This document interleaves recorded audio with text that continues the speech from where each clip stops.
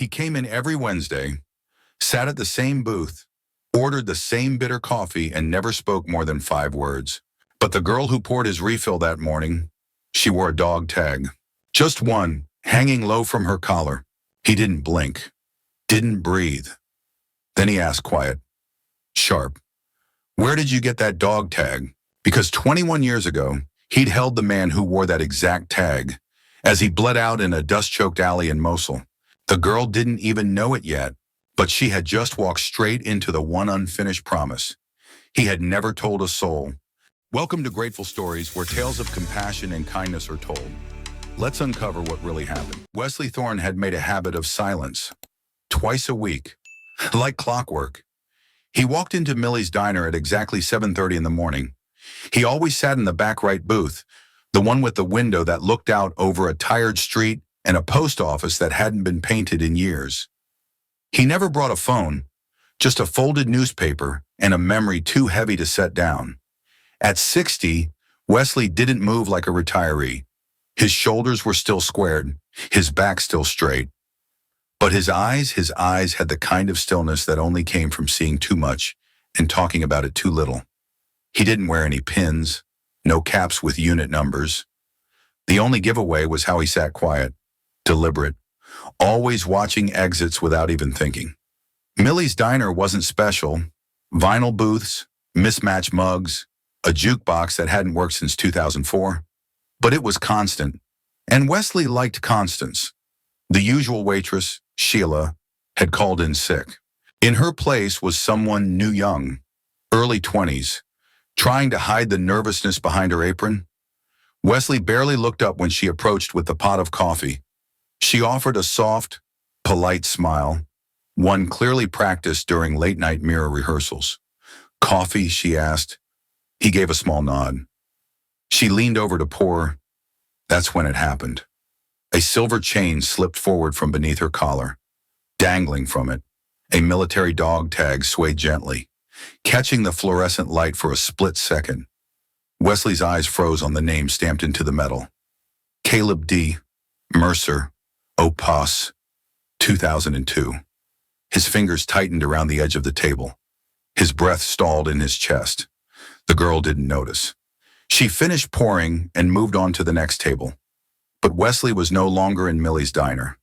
He was back in Mosul, 21 years earlier, dragging a bleeding soldier behind the crumbled corner of a building while gunfire cracked through the air.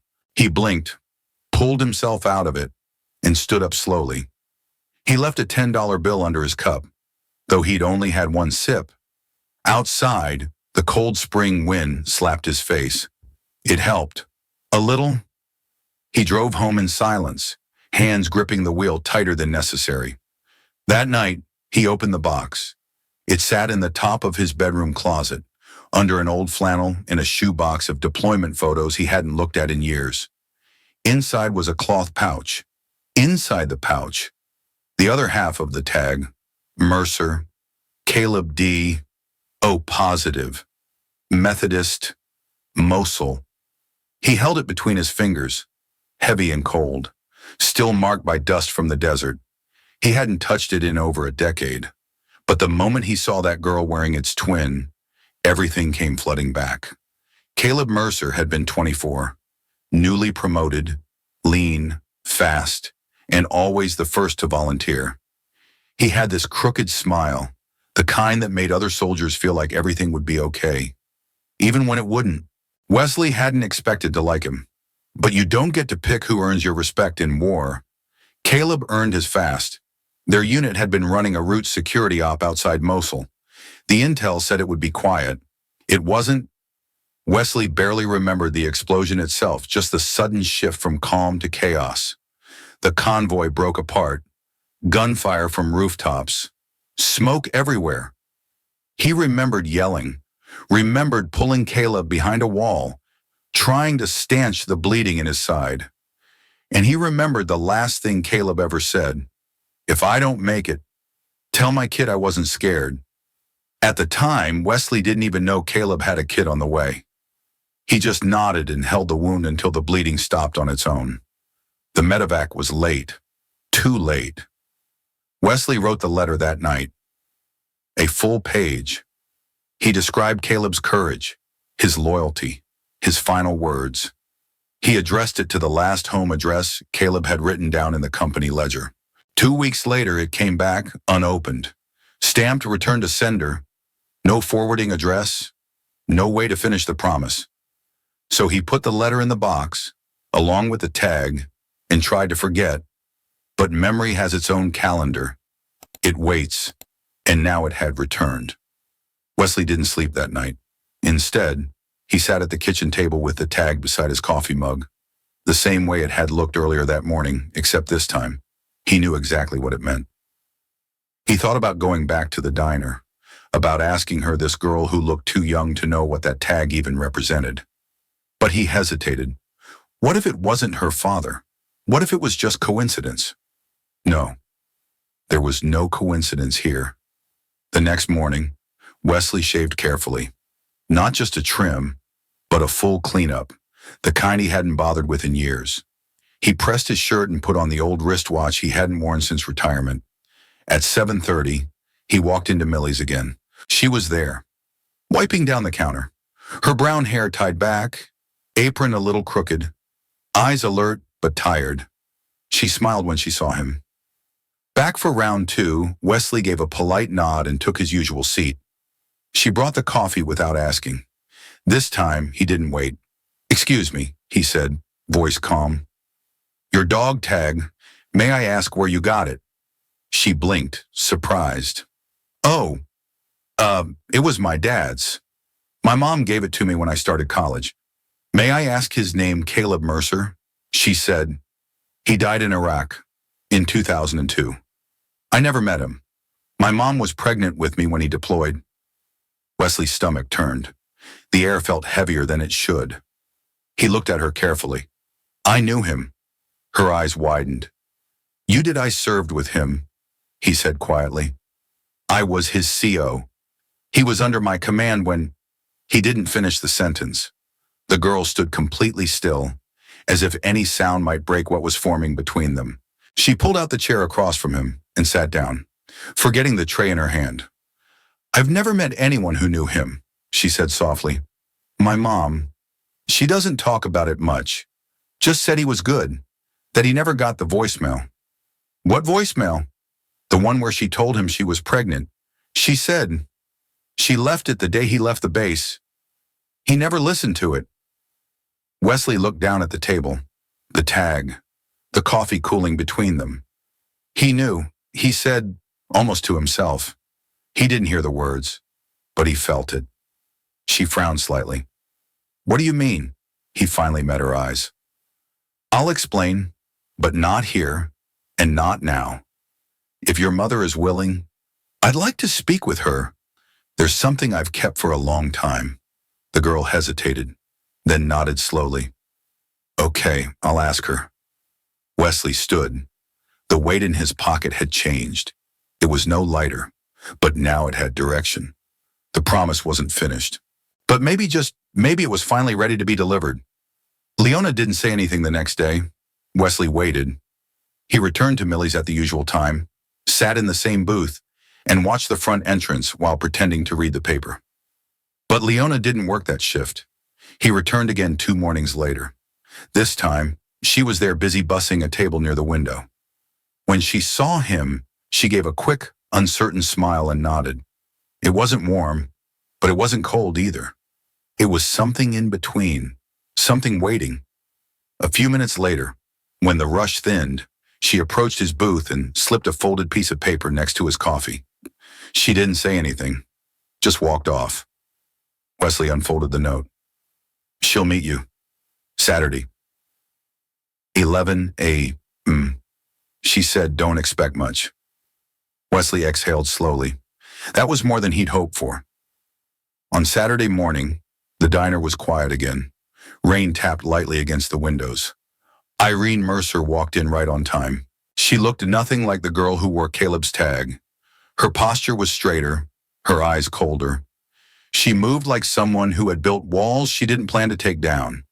Wesley stood as she approached. "Thank you for coming." She sat across from him, arms crossed, expression unreadable. Leona said you served with Caleb. I did, Wesley replied. He was under my command. She said nothing. I never got to tell anyone what happened. He continued. I tried. The letter I sent came back. No forwarding address. I held on to it. Still silence.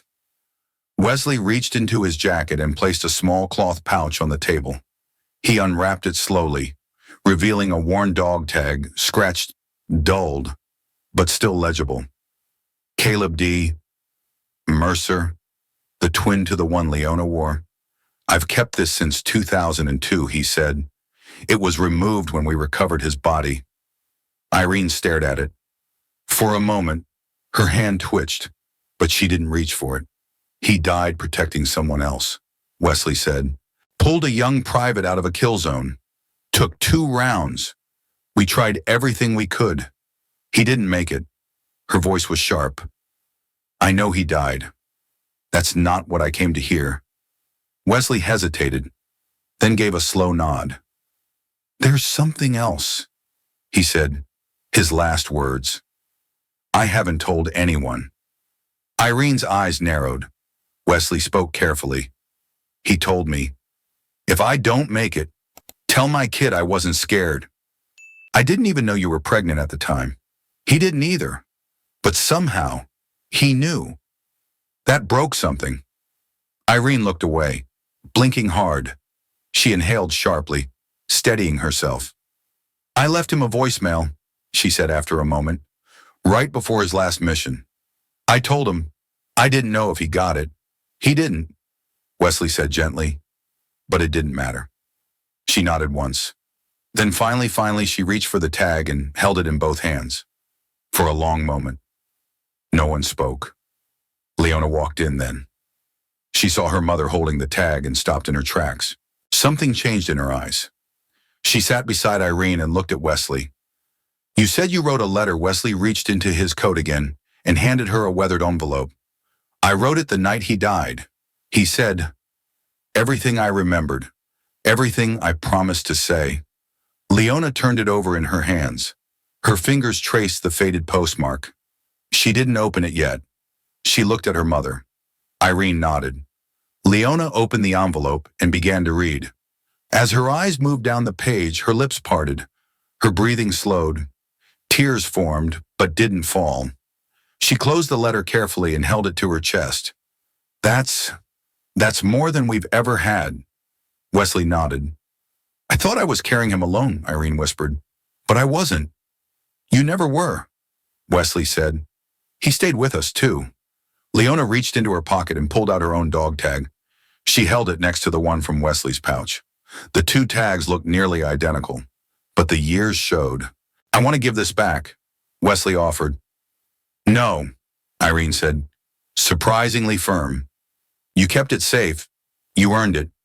She can keep hers. And you, keep this one. Wesley blinked. Are you sure you were there? She said. We weren't. That means something? There was a pause, long but not uncomfortable. Then Leona spoke again. There's someone else you should meet. Wesley tilted his head. He messaged me 2 nights ago. She continued. Said he recognized my dad's name, that he was the one Dad saved. His name's Damon Ulrich. Wesley looked stunned. I haven't heard that name in years. He wants to meet, Leona said. He's coming here, today, almost on cue. The front door chimed. A tall man in his early 60s stepped in. He had a limp, a faded navy jacket, and a cautious smile. When he spotted Wesley, he froze for a moment, then walked over. Thorne Damon Wesley stood, shaking his hand firmly. They looked at each other like 2 puzzle pieces that had once fit but had been kept in different boxes for 2 decades. I heard about what happened after, Damon said. I always wondered if it was okay to reach out. You're more than welcome, Wesley said. Damon turned to Irene and Leona. I wouldn't be here if it weren't for Caleb. He didn't hesitate. Not for a second. I've thought about that every day since. Irene's face softened. Thank you for saying that.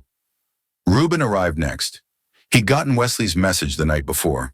He brought a laminated map and an old binder with the original mission log.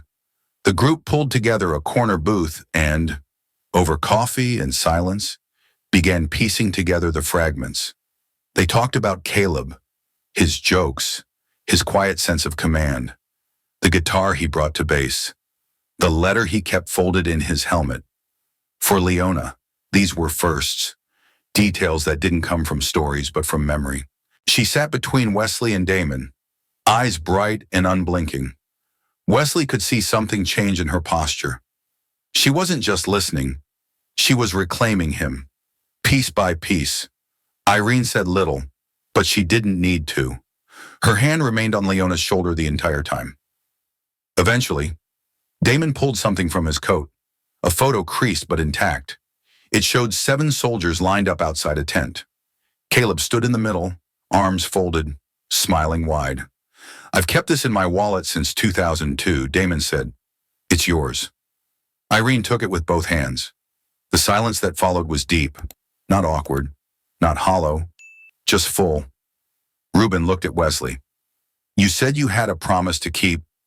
You think you just did?" "No," Wesley said, his voice low. "I think I started to." Outside, the rain had stopped. The street beyond the diner looked the same, but something invisible had shifted. Not everyone gets the chance to finish what they start, but sometimes if they wait long enough, the story finds a way back. Wesley arrived early. The small memorial garden at Millhaven Veterans Cemetery was still empty when he parked his truck.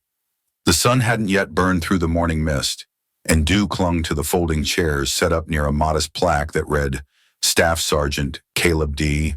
Mercer, KIA, Mosul, Iraq, 2002. He stood for a moment with both hands in his coat pockets, looking out over the rows of white headstones. It wasn't just a place for the fallen, it was a map of stories never finished.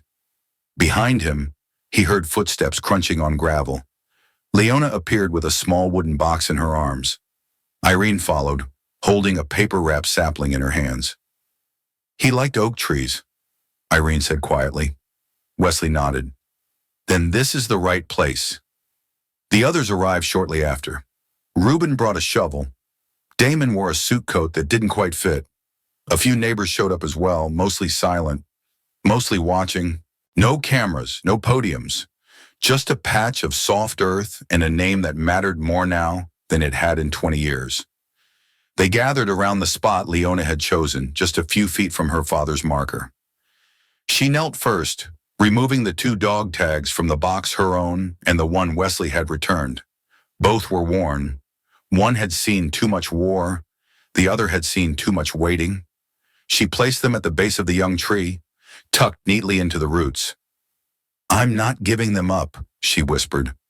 "I'm giving them back." Irene stepped beside her, unfolding a piece of paper.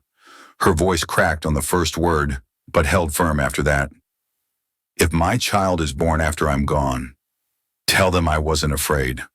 I believed in what I was doing, and I love them more than they'll ever know." It was Caleb's voice, carried through time in ink and memory. The silence that followed was thick and unmoving. Wesley took a step forward. He stood at attention and offered a formal salute. Not a symbolic gesture, not a farewell. It was an honor that had waited too long to be rendered. Reuben placed a hand on Irene's shoulder. Damon, quietly moved, dabbed his eyes with a handkerchief. No one filled the silence with words. They let it linger. After the tree was planted and the earth packed gently around its roots, they stayed, not to mourn, to remember. Later that afternoon, the group gathered at a local community hall across the street. Millie herself had arranged coffee and sandwiches on folding tables. No speeches, just quiet conversation and unspoken gratitude. Wesley found Leona sitting on a bench outside, staring at the horizon. "You okay?" he asked. She nodded, but her voice told the truth. "Not really." He sat beside her. "Does it feel heavier now?" "No," she said. "Lighter, but real, like I finally know where the weight came from." They sat in silence for a while. watching the late afternoon light stretch across the road. "I've been meaning to ask," Wesley said finally. "Are you still working 3 jobs?" Leona gave a small laugh. "Only 2 now. I dropped the tutoring gig, just the library and the diner, still trying to finish school." "Still trying," she said. "It's hard, especially with Mom working nights at the laundromat. We're always just barely holding it together." Wesley didn't speak right away, but in his chest, something tightened. This wasn't how it was supposed to be, not for the daughter of a man like Caleb Mercer, not for the family of someone who had given everything. That night, Wesley called Reuben, then Damon, then 2 others from the old unit who had moved out of state, but still answered on the first ring. They formed a group chat. Nothing fancy, just a mission. They contacted Millhaven's Veterans Resource Council, then a regional officer with the Missouri Department of Veteran Affairs. They dug up policy documents, old DD-214s, and the official casualty report from 2002. Within days, they compiled the full case file. Caleb had been listed as KIA in combat during Operation Iraqi Freedom. His child had been born posthumously. His spouse had never applied for survivor education benefits. No one had walked them through it. No one ever does. So Wesley did. He filled out the first round of forms himself, listing Leona as the dependent of a fallen service member. Reuben scanned in the records. Damon drafted a cover letter. They got it notarized, filed, and submitted. Leona didn't know. Not yet. 3 weeks passed. One morning, she came home to find an envelope on the kitchen table. Thick paper, government seal. Irene had already opened hers and sat silently at the counter, eyes glassy with disbelief. Leona broke the seal and read every word. She had been granted full tuition and educational support under the Survivors and Dependents Educational Assistance Program, 4 semesters covered, books included, a living stipend each month. Her knees buckled slightly, and she had to sit down. Irene covered her mouth. "Is it real?" Leona nodded. "It's real?" Outside, someone knocked. She opened the door to find Wesley standing on the porch, hat in hand. She didn't say anything. She just stepped forward and hugged him. It wasn't the kind of hug that ended in a thank you. It was the kind that said, "You didn't have to, but you did." Wesley said nothing either, but the way he stood taller afterwards said enough. The next day, Leona dropped her second job. She kept working Saturdays at Millie's, more out of habit than necessity. She liked the rhythm of it, the clink of cups, the smell of old coffee, the way strangers looked at each other like neighbors again. At her desk, she kept a laminated photo of Caleb's unit. 7 men, 1 guitar, a crooked smile in the middle. Next to it was a small display case, 2 tags, a folded flag, and a note from Wesley written in careful block letters. He never feared for himself, only for what he might miss. You. On evenings when the air turned gold and soft, Leona would study by the window, books open, pen in hand, the dog tags resting beside her laptop. One afternoon, as she worked on a paper about civic responsibility, she looked up and saw someone standing across the street. Wesley. He wasn't watching her. He was just standing there, hands in his pockets, like he'd come for a walk and paused for a moment too long. She smiled and didn't move. He gave a single nod, then turned and walked away. No words, no wave. But in that gesture was something complete. Not everyone gets to finish what they start, but for those who carry memory the right way, quietly, patiently, without asking for anything in return, sometimes the story comes full circle. Sometimes the past stops asking to be remembered, because it knows it already is. The morning air carried the quiet of early spring, cool, still, and just shy of hopeful. Millhaven's Veteran Cemetery sat higher than the rest of town, on a hill where the wind seemed to pause in respect. That day the sky was soft and open, the kind that didn't overshadow anything but let the moment speak for itself. Leona arrived first, dressed in simple black. She carried a box pressed close to her chest. Irene walked beside her, arm linked loosely, holding a small folded American flag that had once been stored for too many years in a hallway closet. The others came in silence. Wesley, Reuben, Damon, a few others from town. No crowd, no cameras, just the right people. A small brass plaque had been added beside Caleb's headstone. The engraving read, Staff Sergeant Caleb D. Mercer, he never ran from the fire. A single oak sapling stood nearby, roots freshly planted just days before. Its leaves still young, its shadow barely reaching the grass. Leona knelt beside it and opened the box. Inside were 2 dog tags, a photo of her father's unit, and a single sheet of folded paper. She placed the tags together beneath the base of the tree, pressed into the soil like they were always meant to be part of something living. Then she stood and unfolded the letter. If my child is born after I'm gone, tell them I wasn't afraid. I believed in what I was doing, and I love them more than they'll ever know. Her voice wavered on the last line, but she finished it, and that was enough. Wesley stepped forward and stood at attention. His hand rose in a slow, formal salute. The motion was crisp, not out of habit, but out of reverence. He held it longer than necessary, then let it drop with quiet finality. Irene placed the flag beside the plaque and touched her fingertips to the name. For 21 years, she had carried this memory alone. Today, it no longer belonged to just her. Later, in the back room of Millie's diner, now cleared of tables and set for a quiet gathering, Leona stood near the window holding a paper cup of lukewarm coffee. The sunlight filtered through dusty blinds, cutting across the floor like ribbons of gold. Wesley stepped beside her, not speaking right away. She would have liked the ceremony, he said finally. She needed it, Leona replied. We both did. A silence settled, easy and understood. I meant to ask, Wesley continued. How's school going? Leona laughed softly. Honestly, for the first time in my life, I can breathe while doing it. Still working. Only one job now. Part-time at the community library. I'm actually getting sleep these days. That's good. She turned to face him. I never asked. Why did you do it? What the scholarship, all of it, she said. You didn't owe us anything. Wesley took a moment before answering.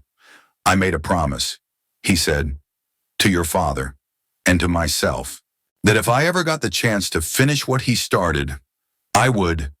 Leona's eyes glistened but didn't fall. You did more than finish it, she said. You gave it back to us. At the far end of the room, Irene was speaking quietly with Damon and Reuben. They stood in a tight circle, sharing memories in pieces like puzzle fragments finally finding where they belonged. As the afternoon waned, people began to leave one by one. No goodbyes, just nods, just hands on shoulders and quiet affirmations that the silence around them had been heard. That night, Leona sat at her desk beneath a soft reading lamp. Her books were open, laptop glowing, papers marked with handwritten notes. But she wasn't studying, she was writing. In front of her was a blank page. At the top, she wrote to the child of someone who served. And then she began. She wrote about silence, about waiting, about the ache of growing up with only half a story. She wrote about the people who filled in the rest not out of duty, but out of something deeper. Beside her, the dog tag display glinted softly. Caleb's original. The copy she had worn since high school. A folded flag. The photo of 7 soldiers laughing beneath a sun-bleached tent. She paused and ran her fingers over the edge of the tag. Her father's name wasn't just etched into metal. It had passed through hands, through lives, through memory. Now, it lived on her breath. She glanced out the window. Wesley stood across the street again. Same spot, same posture, watching the house. Not intrusively, but with the quiet patience of someone who had spent most of his life waiting for the right moment. She stood and opened the front door. He looked up, caught her gaze, and smiled faintly. Come in, she called softly. He stepped across the street, slower than usual. Not because of age, but because the moment didn't need to be rushed. Inside, he took the seat across from her. She poured 2 cups of tea and slid one across the table. I was writing something, she said, about what it means to carry someone forward. Wesley took a sip. That's a good thing to write. I used to think the only way to honor him was to remember him quietly, she said. But now I think maybe the best way is to help others remember someone of their own. Wesley leaned back in the chair. Then you're doing exactly what he'd want, he said. They sat that way for a long while. 2 people brought together by a war neither asked for, by a promise that waited 20 years, by a name that still meant something because they had made sure it would. Outside, the wind moved through the oak sapling at the cemetery. The tags beneath its roots stayed still. They didn't rattle, they didn't shine, but they didn't need to, because not everyone gets left behind. Not if someone keeps walking beside them.